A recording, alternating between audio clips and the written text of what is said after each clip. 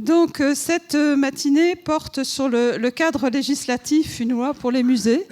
On va intervenir, on va avoir deux conférences principales au début de cette matinée. Donc, la première avec Christophe Vital, donc, qui est conservateur en chef honoraire, président de l'association de 2007 à 2013. Avec qui je travaille en total binôme, ce qui est très agréable pour une reprise de présidence. Et puis, qui va être surtout aujourd'hui rapporteur du livre blanc pour nous parler aussi du livre bleu, qui va vous expliquer ce que c'est que le livre bleu pour arriver jusqu'au livre blanc dans cette première matinée. Voilà, je vous remercie. Christophe. Bien, merci Catherine. Donc, je vais effectivement vous parler à la fois du livre bleu et du livre blanc. Alors, le livre bleu, d'ailleurs, c'est nous qui le désignons comme tel, parce que tout simplement la couverture de ce bulletin était bleue. Voilà. Donc, nous sommes en 1968, dès le début de l'année, donc avant les événements de mai. Et l'AGCPF de l'époque décide d'engager une étude en vue de la préparation du 6e plan.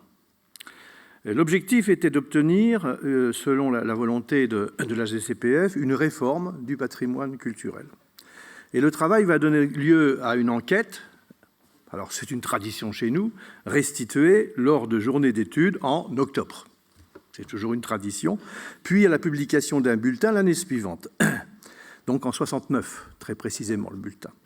Dans son avant-propos, Jean-Louis Hamel, le président, indique que l'association n'est pas un syndicat, qu'elle permet les échanges, les réflexions. Et le livre bleu est bien le produit de la réflexion. Il est décliné en plusieurs chapitres du bulletin. Et le premier est consacré au patrimoine dans son sens le plus large, c'est-à-dire que déjà, l'association ne réduit pas son action au seul musée. Alors, si l'expression est datée, on y voit les femmes de ménage, par exemple. La vision est assez moderne et on y évoque, je cite, les organismes directement responsables du patrimoine, mais aussi ceux qui engagent son avenir, notamment l'aménagement du territoire, la recherche, l'éducation et la formation. L'association formule des propositions, alors certaines n'ont pas vu le jour, la création d'un Conseil national supérieur du patrimoine et également une École nationale supérieure du patrimoine. L'idée de l'École du patrimoine devenue INP est donc déjà là, et nous sommes en 1968. Alors, la formation commune de tout le personnel assurant des responsabilités directes à l'égard du patrimoine, est-il écrit, serait ainsi confiée à cette seule école. La sanction de cette formation devrait être exigée pour l'exercice de la profession. Un deuxième chapitre est consacré aux collections publiques et à la régionalisation. Alors c'est un sujet, vous le savez, alors d'actualité avec la réforme entreprise par De Gaulle 4 ans auparavant. Et la GCPF démontre donc très tôt ses préoccupations en matière d'aménagement du territoire. Et elle le fera d'ailleurs avec la création quelques années plus tard de ses premières sections fédérées. Donc une préoccupation de manière à structurer l'action en faveur du patrimoine sur les territoires de la France. Et elle propose la création également d'un Conseil régional du patrimoine et une commission du patrimoine régional. L'association constate également que le patrimoine et les collections appartiennent pour la majeure partie à des collectivités locales. Alors sans l'écrire, on sent que la GCPF entrevoit l'intérêt à la fois d'une déconcentration de l'État au niveau régional, elle voit la montée en puissance du rôle des collectivités et de la nécessité d'établir un lien entre l'échelon national, l'échelon régional et l'échelon local. Elle va, curieusement d'ailleurs, élaborer un classement des musées selon divers critères, et notamment un critère d'importance des musées, en ce qui concerne notamment leurs collections, en 6 catégories. Le troisième chapitre est consacré aux fonctions du conservateur de musée. Et il y est constaté, je cite, une méconnaissance générale et profonde, tant par de nombreuses autorités que par le public, de la nature fondamentale du musée et de la part qu'il prend à la protection, à la création, et à l'animation du patrimoine culturel. Aussi, les conservateurs de l'époque ont estimé nécessaire de dresser et de publier l'inventaire des tâches incombant à leur profession. L'association affirme alors le rôle de chef de service, pas chef de bureau, chef de service, on en parlait hier, chef de service. Et donc, en premier lieu, le conservateur est responsable de nombreuses tâches administratives. L'autorité de la profession vis-à-vis des services administratifs n'est assurée que si, indépendamment d'une compétence scientifique certaine, le conservateur fait preuve d'une compétence administrative réelle. Suite une énumération des tâches dévolues à ces professionnels qui constituent déjà un véritable référentiel métier. On y relève certaines intentions concernant la gestion des collections et en particulier leur enrichissement, l'acquisition devant de préférence s'inscrire dans le cadre d'un programme méthodique. Ce programme étant pour une large part fonction du programme scientifique du musée. L'idée du PSC est également déjà là. On est préoccupé également par d'éventuelles concurrences entre les musées. Il faut essayer de régler tout cela. Et la GCPF souhaite voir se créer un centre national de documentation pédagogique chargé notamment d'un fichier photographique central des musées de France. Cette idée évoluera plus tard avec l'informatisation des collections, la création des bases nationales. Elle prône également la diffusion de cahiers de prescriptions techniques. L'association considère également que les musées ne peuvent remplir leur mission scientifique sans bénéficier du concours des autres institutions de recherche et de protection telles que le CNRS, l'université, les grands laboratoires, tout en souhaitant d'ailleurs la création de labos en région. Le service de l'inventaire, des fouilles et antiquités et le service des monuments historiques. Donc une vision très transversale. Les expositions temporaires sont considérées comme un élément d'attraction important, on en a parlé hier largement, élément, je cite, d'incitation au déplacement du public vers le musée, dont le conservateur doit se servir sans toutefois en être esclave. Sa multiplication risquant parfois de réduire excessivement la part des autres tâches du conservateur. Ce sont des débats que nous avons. Le but d'une exposition n'est pas d'aligner des objets dans une vitrine ou contre un mur, mais de faire que ceux-ci dialoguent entre eux et parlent au public. Elles doivent servir l'objet et non se servir de lui. L'importance scientifique des expositions ne doit pas être négligée. Ce sont donc autant de sujets qui ont nourri par la suite et nourrissent encore les réflexions de notre association. On y évoque également, bien sûr, à cette époque, les ressources de l'audiovisuel, qui ne sont évidemment pas celles du numérique aujourd'hui. Et le public, dont on a parlé déjà beaucoup hier, eh bien, il est considéré comme nécessaire, écrit-on, de créer au sein des musées des services spécialement chargés de contact avec le public. Et l'idée donc des services des publics est déjà là également en 1968. Alors c'est vrai que l'époque indique qu'on va surtout privilégier le public scolaire, avec également la création de services éducatifs. Et on en a débattu avec quelques-uns hier entre nous. L'association veut aussi encourager les expositions et les événements hors les murs. Et ça, c'est aussi très important. Enfin, ce riche document aborde un dernier chapitre consacré au personnel et aux emplois, énumérant sous forme de tableaux les métiers, leur rang hiérarchique, cadre A, cadre B et C, jusqu'à leur rémunération avec une grille indiciaire, annonçant ainsi déjà le projet de création d'une filière culturelle.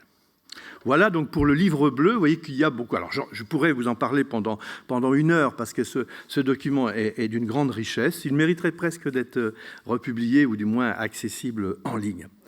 Alors le livre blanc des musées. Alors le livre blanc, il n'était pas blanc, il était de cette couleur-là. J'aurais dû, voilà.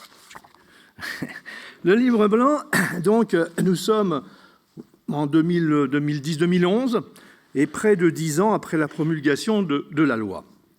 Et la GCPF avait voulu en évaluer les effets en élaborant, à l'issue d'une large consultation de ses membres en région, le livre blanc des musées, dont on a souvent oublié le sous-titre, pourtant essentiel, « Soyons ambitieux pour les musées de France ». Parce que l'association, au-delà d'un seul bilan critique, souhaitait adopter une attitude positive et porter des préconisations. D'autre part, on l'oublie également, le livre blanc avait proposé à plusieurs associations d'apporter en annexe leurs propres préconisations. C'était le cas de la Fédération française des sociétés de musées, la Fédération des écomusées et des musées de société, la Fédération française des conservateurs-restaurateurs, et puis on avait aussi associé l'OCIM. Donc ça, c'est important. Ce travail rendu public lors d'un débat au Palais d'Iéna eut un retentissement très important dans les médias. Et cela obéissait, je peux l'avouer, puisque j'en étais à l'initiative, ça répondait à une stratégie. La profession sortait de son silence, et sans langue de bois. Il fallait le faire savoir, surtout au moment où le principe d'inaliénabilité, vous en souvenez, était attaqué. Il y avait le rapport commandé par le président de la République. Donc, ça nous paraissait très important de pouvoir établir une doctrine, quelque chose, un document sur lequel nous pouvions nous appuyer. Alors, c'est vrai que les conservateurs, pour la presse, par exemple, sont plutôt reconnus comme des auteurs de travaux scientifiques, de catalogues d'expositions, de publications d'ouvrages d'art ou scientifiques pour nos collègues des muséums, je ne les oublie pas. Et donc, les conservateurs publiaient donc un rapport avec un long chapitre bilan très documenté, avec des données chiffrées, au fond un peu à la manière d'un rapport parlementaire ou un rapport de CESE. Donc, c'était assez inattendu. Quelles en ont été les grandes lignes et les principaux constats et les préconisations? Alors, l'association, tout d'abord, retraçait les grandes étapes de l'évolution des musées en France et rappelait l'exceptionnelle soif de musées qui s'était emparée de l'État et des collectivités durant les années 80. Et la GCPF réaffirmait quelques grands principes. Il n'y a pas de musée sans collection. C'est un service public, au service des publics. Il ne peut remplir ses missions de conservation et de diffusion sans professionnels qualifiés. Et le musée n'est pas un isolat. Le livre blanc soulignait la grande et riche diversité des musées, mais avec des situations très contrastées au sein même des musées nationaux, entre les différentes tutelles ministérielles, entre les collectivités territoriales et entre les territoires. Et il tirait la sonnette d'alarme sur un risque de fracture, plus particulièrement entre, d'une part, les grands établissements nationaux et de grandes agglomérations, et d'autre part, des musées territoriaux. Il constatait, à l'époque, l'infléchissement du rôle de l'État, se traduisant par le fait qu'il concentrait désormais ses efforts financiers sur ses propres établissements, réduisant les financements pour les autres musées de France et réorganisait en l'affaiblissant l'administration centrale. Cette situation avait, selon la GCPF, pour conséquence une vraie fracture territoriale. On utilisait le terme qui est aujourd'hui entendu quotidiennement, mettant en danger de nombreux musées, et en particulier ceux des villes moyennes, bénéficiant de collections parfois très importantes, mais privées de moyens suffisants. Si la loi de 2002 était jugée comme une avancée incontestable, le rapport pointait néanmoins du doigt un certain paradoxe, le fait de placer tous les musées de France, en dépit de leur taille, sur le même pied en matière d'obligations, et regrettait le fait que l'on évoque seulement la responsabilité scientifique des collections pour les conservateurs, qui n'était d'ailleurs pas nommée dans la loi, ce qui renvoyait aux questions récurrentes sur la définition de ce métier, qui a été une préoccupation donc constante de la GCPF. La GCPF qui critiquait également la lourdeur de certaines procédures, sans les remettre en cause, mais en particulier celle des acquisitions, et dénonçait l'absence de normes et de flou de certains textes. Alors c'est vrai, quand on lit tout ça, on voit qu'il y a eu heureusement beaucoup de choses qui ont été faites depuis, et des choses qui l'ont été moins. Le livre blanc soulevait des inquiétudes avec la marchandisation des musées, la montée en puissance du musée-entreprise, avec l'accent mis sur des critères quantitatifs plus que qualitatifs, et en particulier concernant la fréquentation. La CCPF tirait une autre sonnette d'alarme, le risque de non-renouvellement des effectifs de conservateurs face à des départs massifs en retraite qui ne seraient pas compensés par de trop faibles promotions de l'INP et déplorait l'absence de gestion prévisionnelle des emplois, et surtout pour le secteur territorial. Cela a d'ailleurs eu pour conséquence, vous le savez, une diminution considérable du nombre de conservateurs territoriaux, et l'IJAC, à la suite d'ailleurs du livre blanc, avait été saisi d'un rapport et avait d'ailleurs repris relativement les conclusions du livre blanc, et nous y avions d'ailleurs été auditionnés. Pour terminer, pour conclure, il y avait donc une liste de 34 préconisations regroupées par grands thèmes. Le premier, mieux affirmer le rôle de l'institution muséale et sa place dans la société, adapter les textes à la réalité, clarifier le rôle de l'État, résoudre les questions relatives aux professionnels nécessaires au fonctionnement des musées, permettre une meilleure gestion des collections, faciliter la circulation des œuvres, s'ouvrir à l'international, être acteur du développement durable, c'est très à la mode aujourd'hui, là nous avons 12 ans, et développer encore les politiques des publics en relevant le défi de l'accès au plus grand nombre. Et pour terminer, mieux faire également des musées des lieux pour la recherche. Voilà très brièvement ce que donnait notre livre blanc, avec des sujets éminemment encore d'actualité. Je vous remercie.